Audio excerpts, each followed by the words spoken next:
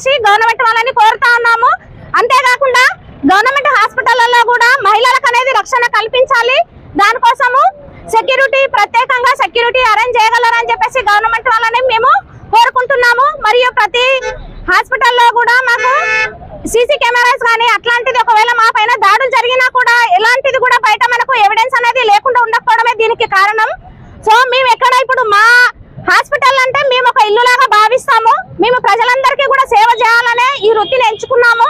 కానీ మాకు అక్కడ మేము చేసేటటువంటి హాస్పిటల్లో కూడా మాకు సెక్యూరిటీ లేకుండా మేము ఇక్కడ సేఫ్ ఎక్కడ? ఒక ఆడ ఆమె ప్రతి దగ్గర నుంచి చిన్న గుణప్ప నుంచి కూడా బయట మనం చూస్తున్నాము. ప్రతి సంఘటనలన్నింటినీ